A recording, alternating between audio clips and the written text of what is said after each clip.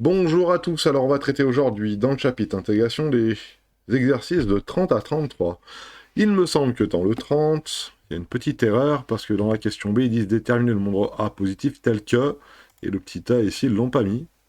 Donc c'est bien gentil, mais j'ai beau lire 3 fois, là je vois pas de A. Donc non, on va en rajouter un, il me semble que le plus logique c'est qu'il soit placé là, vous verrez pourquoi juste après. Hein. Et on veut tracer dans un repère la droite d'équation y est égale à x plus 4. Alors forcément c'est un défi pour moi, vu que j'ai qu'une main aujourd'hui, donc on y va. Alors c'est le 30. Hein. Tenir la règle, ça va pas être le plus facile, on y va. Voilà, on va tourner le cahier. Là pour ceux qui veulent savoir, ouais, j'ai un peu en écharpe. Donc on y va.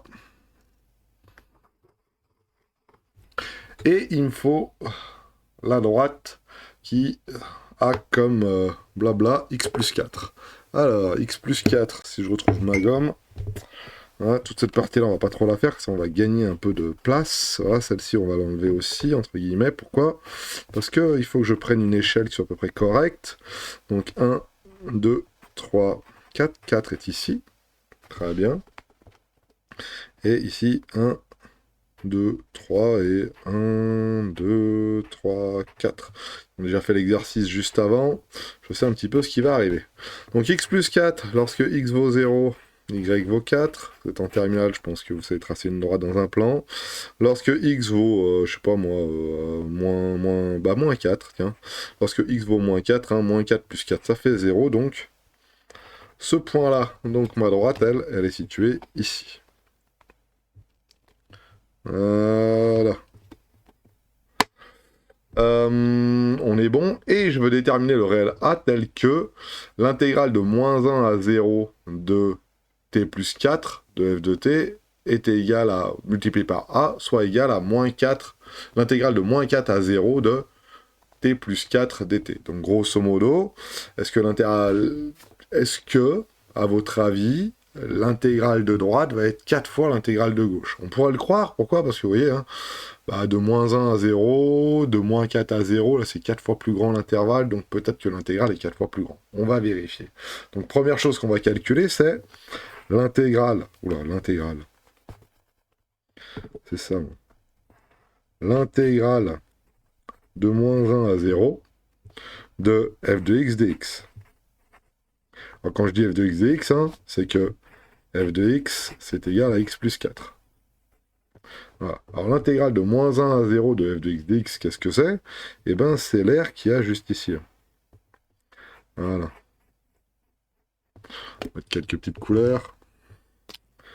Voilà. Le bleu. C'est toute cette aire-là. Voilà. Alors cette aire-là est constituée de quoi? Elle est constituée d'un rectangle. D'un rectangle qui fait 3 par 1.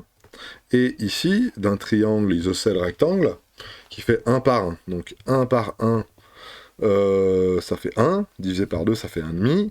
Et ici, donc, on a quelque chose qui fait 3. Et là, un truc qui fait 0,5. Je l'écris en petit, ça va pas trop se voir. Hein, mais le rectangle qui est juste ici, là, il fait 3. Et le triangle qui est juste là, il fait 0,5. Donc en tout, ça fait 3,5. Maintenant, on va essayer de calculer l'intégrale qui va de moins 4 à 0 de f de x dx. Ah, c'est autre chose. Qu'est-ce que c'est? Alors, moins 1 à 0, c'était ça.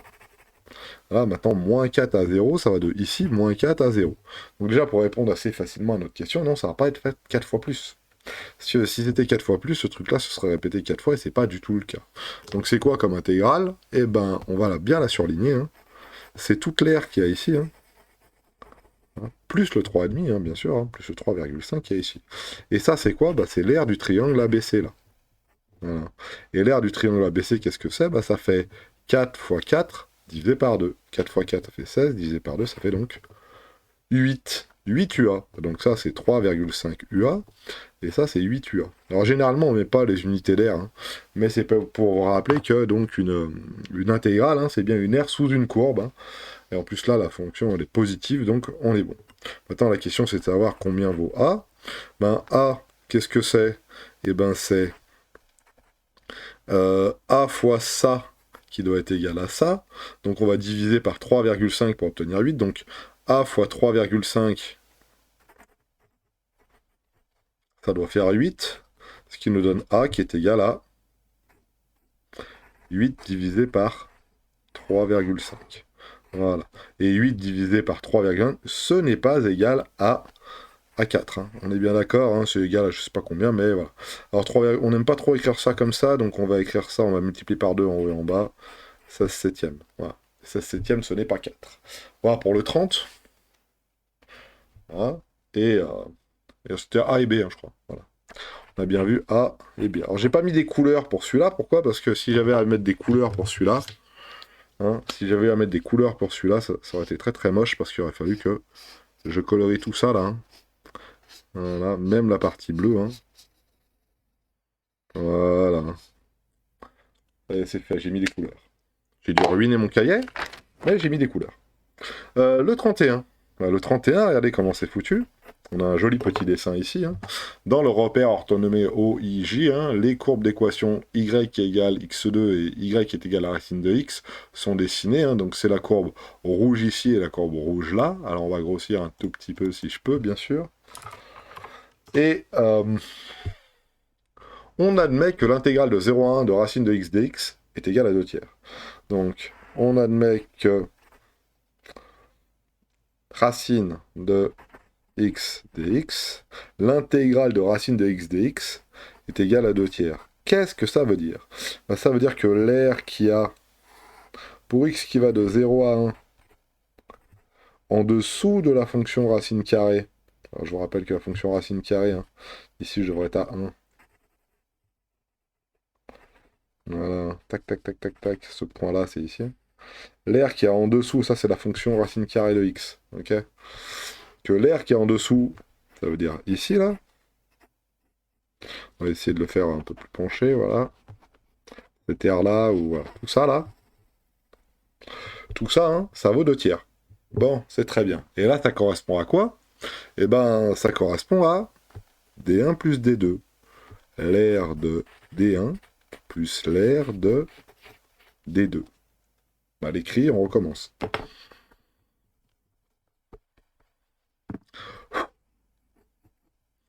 Donc ça, c'est égal à l'air de D1 plus l'air de D2. Voilà. Donc sur notre petit dessin, ça correspond à l'air rouge là, plus l'air vert qu'il y a au milieu. On est d'accord. Et là, il me demande d'en déduire l'air de D3. Donc on sait que l'air de OIJ, OIKJ, donc le carré là, à OIKJ, son air c'est 1 fois 1, ça fait 1. Et l'air de D1 plus D2, ça fait 2 tiers. Donc l'air de D3, c'est égal à 1 moins 2 tiers. Ce qui fait 1 tiers hein, dans l'histoire. Voilà. Hein. Donc le rouge, il est le rose, c'est D1. On est d'accord? Le vert, c'est D2. On est d'accord? Et on savait que le jaune D... Alors non. Le jaune, c'est pas D3. Hein. Le jaune, c'est bien D3, mais ça vaut pas 2 tiers D3. Hein. C'est l'air qui est en dessous, hein. On est bien d'accord. Donc c'est l'air qui est ici. Hein. Le 2 tiers, donc, il est situé ici. Le tiers est situé là. Donc le rose plus le vert plus le jaune, ça fait 1. Ok. Et donc D3 tout court, ça fait donc 1 tiers ici. Ah bien. Voilà. Donc ça, c'était la question petit a. Si je prends la question petit b, regardez voir.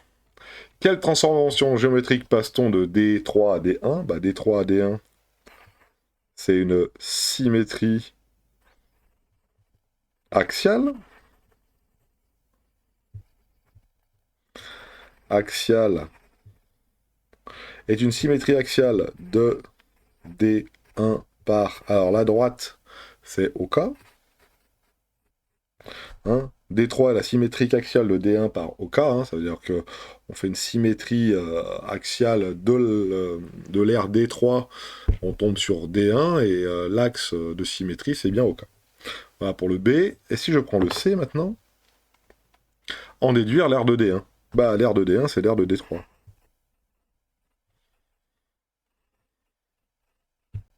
Donc, ça vaut un tiers aussi. On est bon, donc l'aire de D1, ça vaut l'aire de D3. L'aire de D1, on l'avait mis en rose.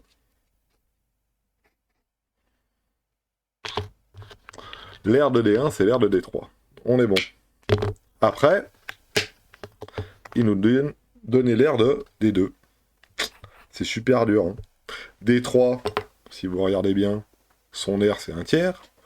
D1, son aire, c'est un tiers. Donc D2, son aire, c'est un tiers. Donc l'aire de D2, c'est égal à un tiers aussi. Alors D2, il était en vert, hein, je crois. Ouais, en vert. Donc, voilà, un tiers, un tiers, un tiers. Ce qui est particulier, c'est en effet, si je trace les fonctions x au carré et les fonctions racine de x, et ben l'aire qui est entre les deux, elle fait un tiers entre 0 et 1. Voilà pour cet exercice 31. À savoir que GeoGebra peut nous aider à tout ça. Je viens de refaire dans GeoGebra mes deux courbes racine de x et x au carré. Hein. Donc racine de x c'est la rouge, x au carré c'est la verte. Et si je veux calculer l'intégrale de x au carré entre 0 et 1, regardez, hein, j'ai juste à tabler intégrale de f entre 0 et 1. Et lui, il me le calcule. Et il me le calcule, et en plus, il me le montre. C'est cette aire-là, hein, vous voyez. Hein, c'est l'intégrale de f de 0 à 1. C'est le nombre a hein, qui est l'aire verte. Je peux faire la même chose avec l'aire bleue qui est ici. Là, il me dit 2 tiers. Donc ça, c'est ce qui a été donné. L'intégrale de g, hein, qui est racine de x de 0 à 1. Ce qui était donné dans l'énoncé. Il nous donne que c'est 2 tiers. On a fait 0,67, c'est environ 2 tiers. Hein. Il suffirait de mettre un peu plus d'arrondi ici. Et on verrait que c'est que des 6 derrière. Voilà, donc si je veux l'aire qu'il y a entre les deux, là, ici, là, eh ben, il faut que je fasse 2 tiers moins 1 tiers, ce qui va nous donner 1 tiers. Voilà pour cette petite démonstration. On va passer à l'exercice d'après, qui est le 32, donc. Qui a l'air un peu d'une main, mais c'est pas bien grave. Le 32, voilà à quoi ça ressemble. Dans la repère autonome ci-dessous, on a tracé les courbes représentatives d'une fonction f définie sur l'intervalle moins 5, 5. Là, voilà ma belle courbe, elle est jolie. Et je veux calculer l'aire en UA du domaine coloré. Très bien. Tatam, un peu de magie, voilà. On est bon, donc il faut calculer cette aire-là. Alors pour calculer cette aire-là, forcément, on va s'y prendre avec plusieurs étapes, et on va faire un petit peu de coloriage comme on a l'habitude de faire. Et pour ça, il faut que je prenne mes feutres. Bien sûr. Un peu de temps, parce que voilà. Celui-là, il me plaît. On va prendre ça pour mettre en dessous. Et on est parti. Donc, première chose, l'aire de la partie colorée. Qu'est-ce que c'est? Donc, c'est l'aire que je cherche. C'est l'aire de ABO, ABH, excusez-moi. Plus l'aire de BCGH, plus l'aire de CDFG, plus l'aire de DFE. Donc on va les encadrer. ABH, c'est un triangle. Un triangle qui fait 1, 2, 3, 4 de côté ici, et qui fait 2 de haut. Donc 4 fois 2, ça fait 8, divisé par 2, ça fait 4. Donc celui-ci, ce triangle-là, il est à 4. BCGH, c'est un rectangle. Ce rectangle, il fait 1, 2, 3. 3 fois 2, 6. Ça va suffire. 3 fois 2, 6. CDFH, A, plus dur. CDFH, c'est un trapèze, on appelle ça. Voilà. Alors pour calculer l'aire de ce truc-là, on le découpe en deux. On peut le découper en deux si on a envie. On fait déjà le petit qui est ici. Hein. Le petit qui est ici, c'est donc 4. Hein, ça fait 2 de côté, 2 de côté, 2 de côté, 2 de côté. Ça fait un carré qui fait 4, qui fait 2 de côté. Donc 2 fois 2, ça fait 4. Plus le petit triangle qui est ici, qui fait 2 de côté, 2 de côté. Donc 2 fois 2, ça fait 4. 4 divisé par 2, ça fait 2. Alors moi j'ai dit 4, mais j'ai quand même écrit 2 quand même. Hein. J'ai dit 4, mais j'ai dit 2. Donc, CDFH, c'est bien 2 fois 2, 4, plus 2 fois 2, 4 divisé par 2, 2. Donc là, au final, ça fait 6. Et celui-ci, alors celui-ci est peut-être un peu plus difficile à faire. Vous allez voir, c'est pas bien dur. Ici, DEF, qui fait donc 4 de haut et 1 de côté. Donc 1 fois 4 divisé par 2, ça fait 2. Ok, ok, 1 fois 4 divisé par 2. Hein. Imaginez-vous qu'on complète le rectangle comme ça, hein, donc on aura 2 fois la surface recherchée. Hein. Le rectangle comme ça, il fait 4 de haut et 1 de côté, donc 1 fois 4, 4 divisé par 2. 2, on est bon, il faut additionner tout ça. Et au final, ça fait 10, 16, 18. Et il nous demande d'écrire ça sous la forme d'une intégrale, et c'est là où ça devient intéressant. Ça, c'est la représentation de la fonction f, donc l'intégrale de moins 5 à 5 de la fonction f de x dx est égale à 18. Donc ça, c'est 18 unités d'air. Donc l'intégrale, elle fait 18. Voilà. Donc l'intégrale, c'est bien un nombre et ça représente l'air qui est en dessous. Généralement, on met pas unité d'air là. Hein. Mais bon, c'est pas faux à proprement parler parce qu'une intégrale, c'est bien une aire à proprement parler. C'est l'air qui a sous la courbe. En tout cas, pour nous et pour l'instant, c'est bien l'air qui a sous la courbe. Voilà. Après, le 33 pour finir cette vidéo. Donc, là, c'est un tout petit peu plus calculatoire. Et on va donc faire f de x qui vaut x au carré et g de x qui vaut donc x3. Et la question est de savoir, alors je vais bien m'installer parce que sinon vous allez rien voir. 33, f de x égale x au carré, et g de x égale à x3. Et on nous demande d'abord de factoriser g de x moins f de x.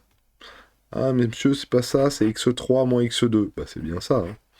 C'est bien g de x moins f de x. Ça vaut x3 moins x2. x3 c'est x2 fois x. Et x2 c'est x2 fois 1. Voilà. Et là je vois bien apparaître mon facteur commun, hein, qui est x2. Donc g de x moins f de x, c'est donc x2 facteur de x moins 1. Très bien. Maintenant, on veut déduire le signe de x droit moins x2. Donc, le signe de g' de x moins f de x est du signe de x moins 1. Pourquoi? Car x2 est positif. Donc, si ce truc-là, c'est une multiplication, donc si ce truc-là est positif, forcément, le signe de l'ensemble, ça sera du signe de celui-là, parce que plus par plus, ça fait plus, ça change pas le signe, plus par moins, ça fait moins, ça change pas le signe. Ok, on est bon là-dessus. Donc, x moins 1 est positif, si x est supérieur à 1. Voilà. Donc, si x est supérieur à 1, x moins 1 est positif. Or, ici, x est compris entre 0 et 1. Donc, x moins 1 est négatif. Donc, x3 moins x2, ce truc-là, là, x3 moins x2, est donc négatif si x appartient à 0,1. Donc, dans notre cas, hein, pour tout x appartenant à 0,1, moi j'aime bien tout recopier, on a g de x moins f de x qui est donc négatif, donc g de x qui est inférieur à f de x. Voilà. Et si g de x est inférieur à f de x, ça veut dire que la courbe représentative de g est en dessous de celle de f. G, je vous rappelle que c'est x3, f, je vous rappelle que c'est x2, et regardez bien, hein, on a bien g qui est en dessous de f, la bleue qui est en dessous de la rouge. Donc on est bon pour ça. Justifier les positions relatives, c'est bien ça, hein, 1, 2, 3. Hein. Donc on va s'arrêter ici, et là c'est le C.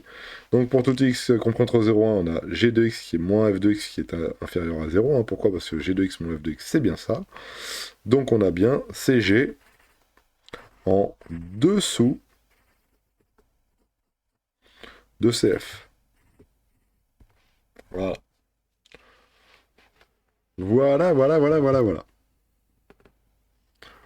On est bien. On est bien. Maintenant, petit 2. On admet que l'intégrale de 0,1 de f de x dx, c'est un tiers, et l'intégrale de 0,1 de g de x dx, c'est un quart. Déterminer l'aire du domaine situé entre les deux courbes. Donc si on regarde bien, si je fais le petit dessin, la première courbe f, elle est comme ça. Son aire qui a ici entre 0 et 1, j'ai mal dessiné, mais voilà. Normalement ça serait carré. Son aire qui est ici, là, ça vaut un tiers.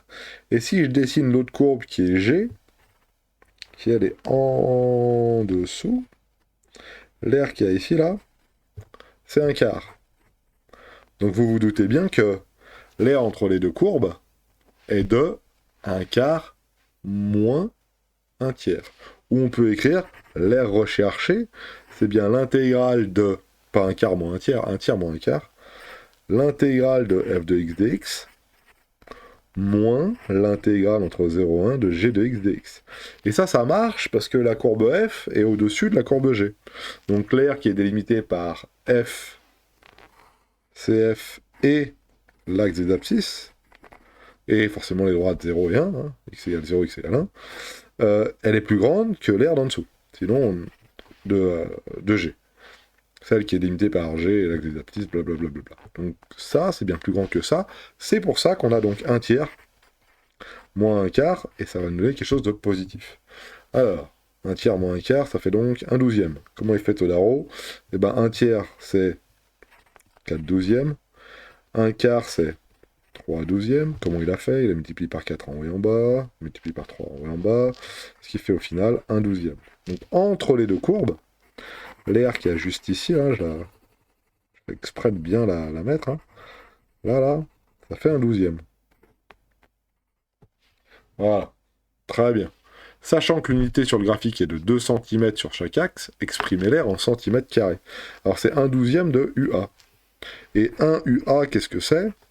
Ben, c'est 2 cm fois 2 cm, ce qui fait 4 cm carrés. Donc au final, l'aire, c'est donc 1 douzième fois 4 cm carrés. Ça fait 4 douzièmes de centimètres carrés. Attention, là, il y a bien une unité. Hein. Ce qui fait donc un tiers de centimètre carré. Voilà. Pour ce 33, je pense que j'ai bien tout fait. Et on est bon. Hein. Là, l'idée, c'était bien de faire l'aire en dessous. La grande aire moins la petite aire, ça nous donne l'aire qu'il y a juste entre les deux. Voilà, hein, c'est l'aire qui était là en verte. Hein, donc l'aire de... intégrale de 0,1 de f de x dx, c'est l'aire qui a sous la rouge. Intégrale de 0,1 de g de x dx, c'est l'aire qui a sous la bleue. Donc l'aire vert, c'est l'air sous la rouge moins l'air sous la bleue, ce qui donne donc l'air verte, ce qui fait donc un douzième. Ce qui paraît à peu près normal, et on arrive donc à la fin de la première page. Je vous souhaite de passer une bonne journée, on se retrouve pour une autre vidéo pour la suite des exercices.